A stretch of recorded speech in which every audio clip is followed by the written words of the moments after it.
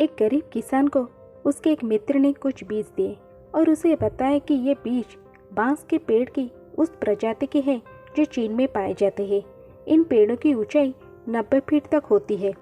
किसान ने वो बीज अपने मित्र से ले लिया और उन्हें अपने खेत में बो दिया। उसे आशा थी कि जिस दिन वे बांस के ऊंचे पेड़ बन जाएंगे, उन बांसों को बेचकर उसे अच्छी आमदनी होगी और उसका परिवार एक अच्छा जीवन जी पाएगा। वो उन बीजों को पानी देता, दिन भर उसकी देखभाल करता और रात में भगवान से प्रार्थना करता कि उसके सपने पूरे हो जाएं और उसने इन बीजों से 100% परिणाम मिले।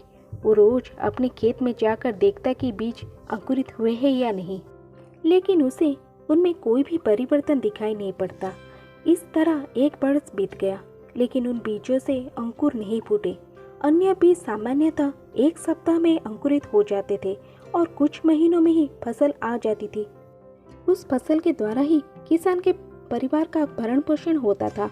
किसान सोचा करता कि इस तरह आज तो उसका गुजारा चल सकता है, लेकिन उसके सपने पूरे नहीं हो सकते और ना ही उसका भविष्य संवर सकता।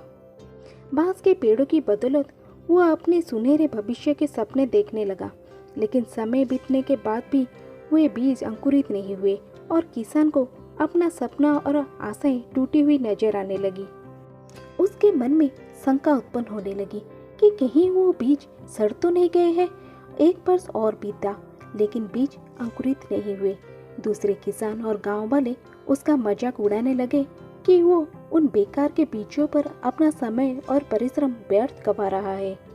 सबके ताने सुनकर किसान विचलित होने लगा। उसके मन में ये भय समाने लगा कि कहीं सचमुच ही वो अपना समय परिश्रम ऐसे कार्य में तो नहीं लगा रहा है जिससे उसे कोई प्रतिफल नहीं मिलने वाला है। एक साल और बीत गया, लेकिन बीजों की अंकुरित होने की कोई चिन्ह दिखाई नहीं पड़ा। लोगों ने किसान का मजाक उड़ाना जारी रखा, लेकिन किसान ने आंशिक भय के बाद भी अपने मन में छोटी सी आशा बांध कर रखी थी। इसीलिए उसने लोगों की बातों को दरकिनार कर उन बीजों को देखभाल करना जारी रखा। ऋतुएं बीत गई और किसान एक चमत्कार की उम्मीद में बीजों को रोज पानी देता रहा और उनकी देखभाल करता रहा। लेकिन 4 साल बीत जाने के बाद भी एक भी बीज अंकुरित नहीं हुए, जिससे किसान की उम्मीद थोड़ी और कम हो गई। लेकिन फिर भी वो उन बीजों को पानी देता रहा। यद्यपि समय के साथ किसान की आशा कम होती चली जा रही थी, लेकिन भगवान पर उसका विश्वास अटल था। उसका विश्वास था कि भगवान उसकी परिश्रम का फल उसे अवश्य देंगे।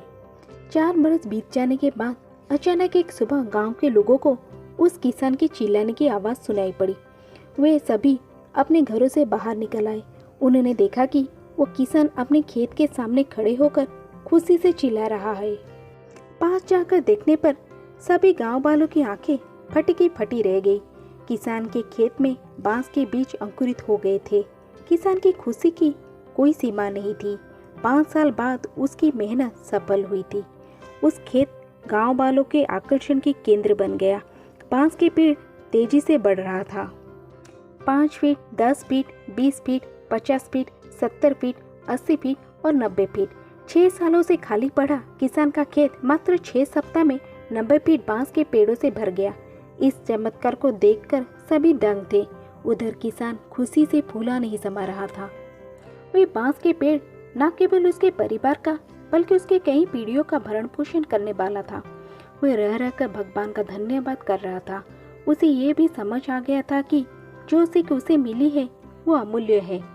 उसने सपनों का बीज बोने और उसे यथार्थ में परिणत करने के लिए रोज उसका पोषण और देखभाल करने की शिक्षा मिल गई थी।